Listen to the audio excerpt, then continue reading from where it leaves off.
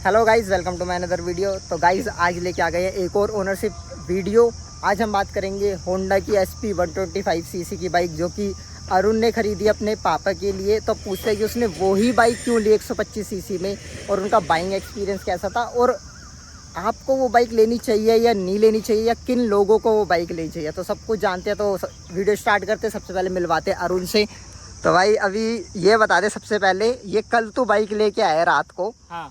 तो ये बाइक तो अपने पापा के लिए क्यों लेके आए? सबसे पहला सबसे बड़ा क्वेश्चन तो यही कि why choose this bike. 125 CC की TVS की भी है, और अपना होंडा वो हीरो की भी बाइक है। तो ये होंडा की ही बाइक क्यों? देखो भाई, मैं आपको सही बताऊँ, TVS की बाइक तो हमारे घर में कभी आई नहीं है, ना आएगी कभी। सिंपल सी बात। रीजन इतना क्या भाई हेट है TVS नहीं, हेट नहीं है, मतलब हीरो भी चलाइए और होंडा भी चलाइए, तो इन दोनों पे इतना ट्रस्ट है कि कहीं जाने की जरूरत ही नहीं पड़ती। ठीक है। सेकंड चीज़ ये है कि भाई यही बाइक क्यों ली? एक्चुअली पापा के लिए नहीं ली, अपने लिए ली है। मतलब सीक्रेट ये है कि बेसिकली ये बाइक तो पापा चलाएंगे, लेकिन जो पापा की बाइक है वो मैं चलाया करूँगा। और पापा पे कौन सी बाइक है?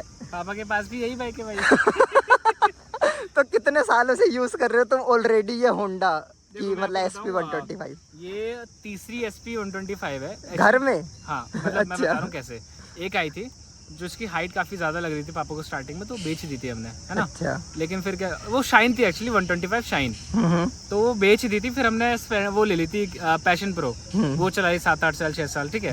उसके बाद फिर ये ले ली, क्या कहते हैं, SP जो ब्लू वाली बाइक है, जो अब मैं चलाया करूंगा, जो मेरी बाइक हो, जो बेसिकली इसी का ओल्डर वर्जन है। इसी का ओल्डर वर्जन है। जैसे अच्छा। इसमें लाइट थोड़ी वो आ गई है, शार्प सी आ गई है।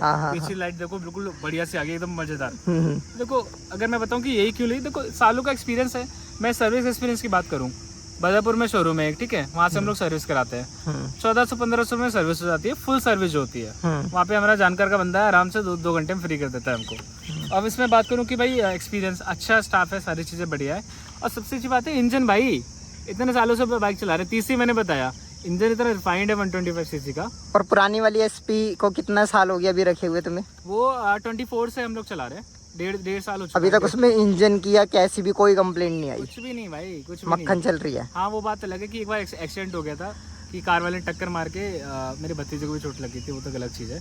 लेकिन हाँ, उसके अलावा तो बाकी सब बढ़िया चल रहा है। अब मेरे को एक चीज़ बता, चल ये तो ठीक है कि होंडा के साथ एक्सपीरियंस अच्छा है, SP 125 तुम ऑलरेडी चला रहे, लेकिन तुमने एक्सप्लोर भी नहीं करना चाहा कि 125 ये क्यों नहीं करी और बाइक एक्सप्लोर, या देखी थी फिर भी नहीं ली?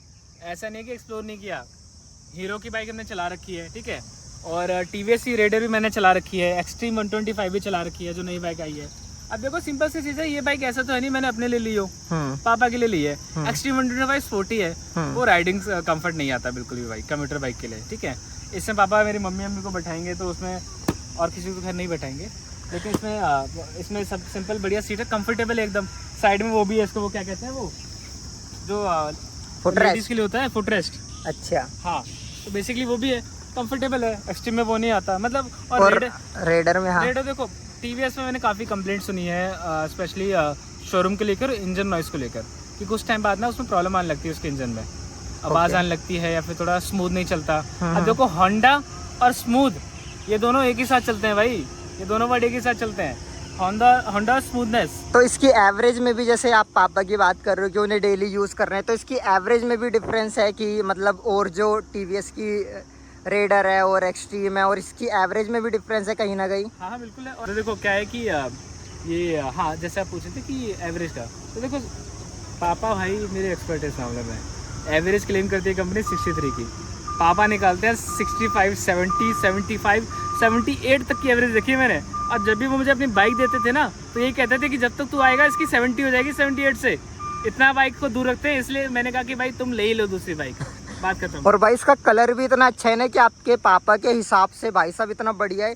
सिंगल कलर में बाइक दी है, बहुत क्लासिक और प्रीमियम सी लुक आ रही है। पहले से ब्लू कलर की, वो कहीं ना कहीं मतलब पुराना वाला वेरिएंट जो था कलरफुल सा आता है, ये वाला बिल्कुल नीट क्लीन प्रीमियम।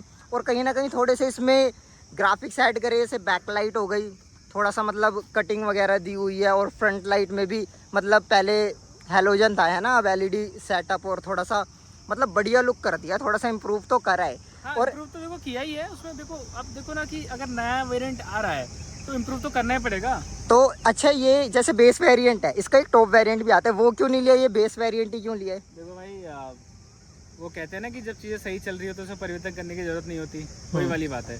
अब देखो ड्रम ब्रेक है जो उसमें, सॉरी डिस्क ब्रेक है जो उस पुरानी वाली है, लेकिन मैंने सोचा डिस्क ब्रेक की इतनी ज़रूरत ही नहीं पड़ती है, पापा चलाते हैं 40-50 की स्पीड पे, डिस्क ब्रेक वाली मैं संभाल लूँगा।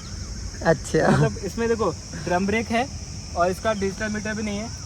अच्छा, नॉर्मल आते हैं उसमें डिजिटल मीटर आता है, डिस्प्ले आती है, ब्लूटूथ कनेक्टिविटी आती है, और डिस्क ब्रेक तो खैर वो मीटर का इतना कलरफुल और मतलब इतने फीचर पापा को लोगों को तो पता ही नहीं होता, सिंपल होते हैं। वैसे चल रही है, कलरफुल की क्या जरूरत है, लेकिन पॉइंट इसकी क्या कहते हैं, उतनी जरूरत नहीं है। मैं 8-9 हज़ार क्यों दूं एक्स्ट्रा भाई, सिंपल। रोम रोम अंकल जी, बढ़िया।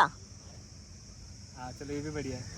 तो और 7-8 हज़ार क्यों दे हम लोग एक्स्ट्रा भाई, इतना ऐसे भाई पापा को चलानी, मुझे थोड़ी चलानी, मुझे चलानी होती तो मैं थोड़ा रहता कि भाई थोड़ी और प्रीमियम लुक मिल जाए, तो वो ठीक है, लेकिन पापा को जरूरत नहीं है। अच्छा, और अब एक लास्ट पॉइंट पे आते हैं कि बाइक आपको कितने की पड़ी और कहाँ से ली? तो भाई मैं खुद नहीं बोलूँगा, दिखाऊंगा। ये देखो, ये है big swing Honda, Subhash Chowk, village Islampur, सोना रोड पे है बेसिकली। द पॉइंट इज़ कि मेरा भाई जो है गुड़गांव में काम करता है बेसिकली, तो उसे पता था कि यहाँ पे एक शोरूम है, तो मैं और भाई दोनों चले गए, और ये 89,000 समथिंग की एक्स शोरूम आती है, और मुझे ऑन रोड पड़ी है 1,01,000 रुपये की बेसिकली, ठीक है।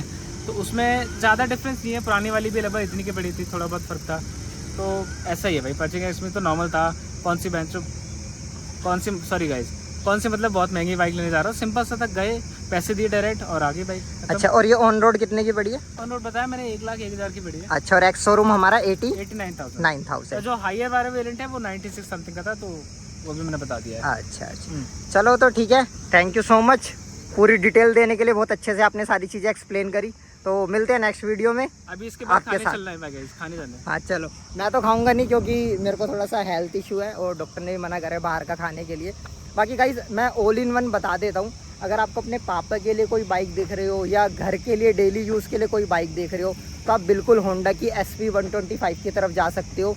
सीट, उसका वेट और बाइक देखने में भी मतलब काफ़ी अच्छी बाइक है। तो ओवरऑल इस वीडियो से अगर आपको हेल्प मिली हो, आप प्लान कर रहे हो घर के लिए कोई बाइक लेने के लिए, तो बिल्कुल रिकमेंड है, हमारी तरफ से ख़रीद सकते हो।